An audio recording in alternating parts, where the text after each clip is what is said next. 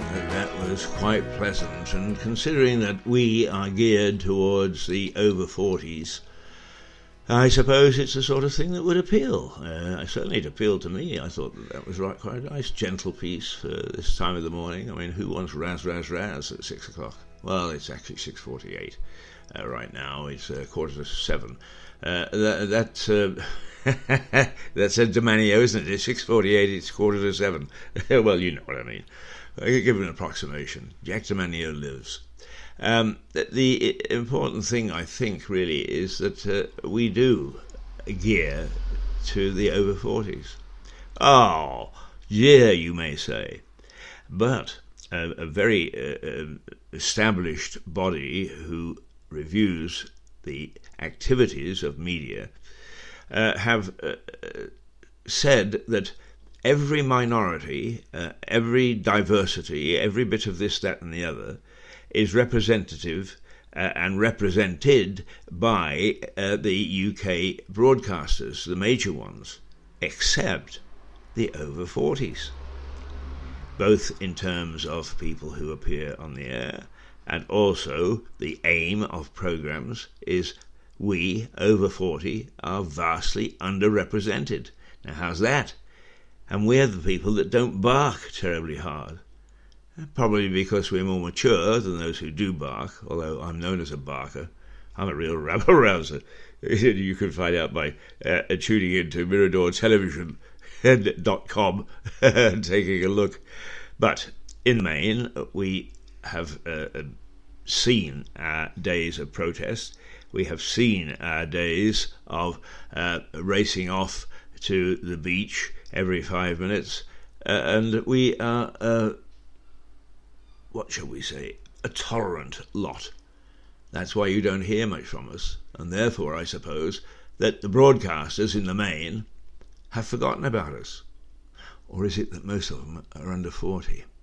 I don't know whether it's still true, but I remember watching a convention for a presidential convention in the United States, and the Democratic Party nominated a gentleman called Julian Bond, haven't heard from him since, as the vice president running mate.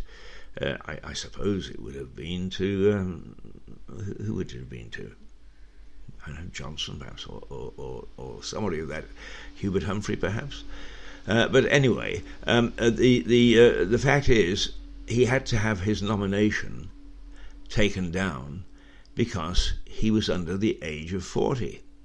And the rules say, did at that stage anyway, that you had to be over 40 to stand for either vice president or president. Now, isn't that an interesting fact?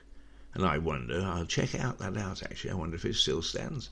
But certainly in those days, the memory is quite vivid. Julian Bond could not stand for being running mate of whoever it was the presidential candidate, because he was too young. Wow. Fantastic. That makes me feel better remembering that. Anyway, what else happened over the weekend? Well, there was Beatrice got married, didn't she? And Andrew was nowhere in sight. Does that bother anybody? I don't know that it should. But of course it's always going to be headlines, particularly as Prince Andrew is under a lot of controversial comment about his dealings with a paedophile, particularly Giselle Maxwell, who is a leading socialite, and Daddy was a bit of a naughty boy. And she is said to have aided and abetted him and was arrested and has been thrown into the jug in the United States, and a not very nice jug either. And she petitioned the court to let her out. It was deemed a flight risk, and back she's gone, and her trial may take up to a year to come to court. So I'm afraid that whether she's guilty or not is she's got 12 very uncomfortable months. So who can prejudge? But it's been a bit of a nasty story. And of course Prince Andrew has become right in the middle of it, and the FBI says that he refused to cooperate. his legal team says, don't be so damn silly, he's cooperated all along the way. But nonetheless, the unfortunate thing is that it's laid a stain on Prince Andrew, and it's creeping into laying a stain on the royal family. We've got a marvellous Queen. She really has handled very difficult situations from the war onwards. Well, she was a princess during the war. 1953 was the coronation, and once again, that's something I remember very, very clearly. Actually, it was the first time that they put television cameras so that you looked down on an event. And they put them in the ceiling of Westminster Abbey, where the coronation took place. And I met a guy who became famous for being up there as a cameraman for 24 hours, hoisted into the ceiling, and there he was.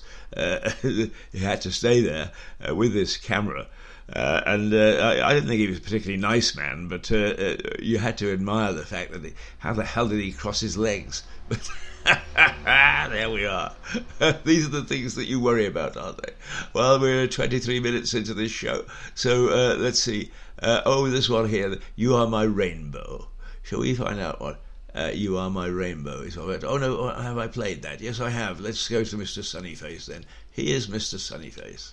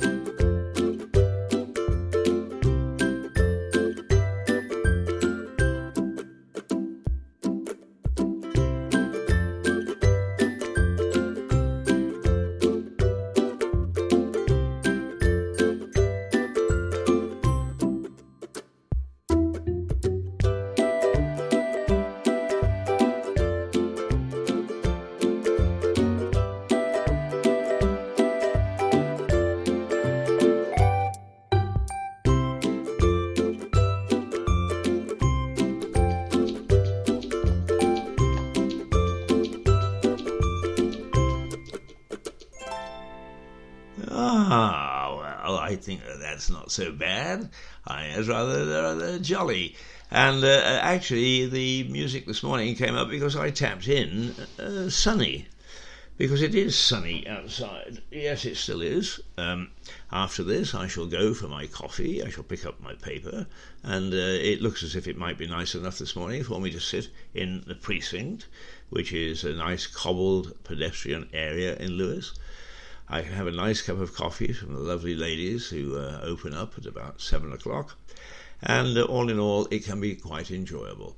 But we've got just 1 or 2 minutes to go yet, and on Mirador Television, it'll appear today, but we have what we call a round table, and it's a discussion between some of their correspondents and some guests. And last night we were talking about how much blame the media should take for stories stirring up things to do with coronavirus. And generally speaking, the press has been criticised. The statistics say that the public have lost confidence by 27%, by whatever standard that means, in the media. And we did come to some conclusions. One is that the media do take a poke at anybody they can to stir up stories such as why did the government delay, without actually looking into the background of what the delays were all about in announcing or deciding to take action on coronavirus, or that Boris didn't do this or didn't do that, or even Keir Starmer didn't do this and didn't do that. But the main criticism was that the modern generation of journalists with one or two exceptions, and I have to say that Reuters, for whom I worked for 10 years, came out looking pretty good on this one. But they, all in all, the media tend to take stuff off the web, and without checking. In our day, you had to go to 3 separate sources to make sure that a story was valid and was true. That's not done anymore. And of course, if anybody wants to put out false information, all they've got to do is to put it on Wikipedia, or just actually send it out through their own PR department, or through some friendly media chaps, and without checking. And as a consequence, a lot of what we hear could be fake news, and it's not deliberately fake as far as the journalists are concerned or the media is concerned, but if they don't check, they're culpable. And those were the main criticisms. And the main criticism now is that we are running out of time. We've only got a minute left, would you believe? And I'm always amazed at how quickly this half hour goes until I listen back at it, and then it seems torturous. Listening to myself is awful.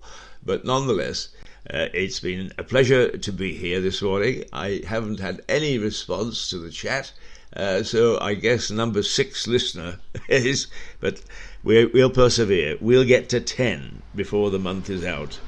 10 listeners. Absolutely fantastic. There we go. Rouser Radio, coming out of Lewes in East Sussex.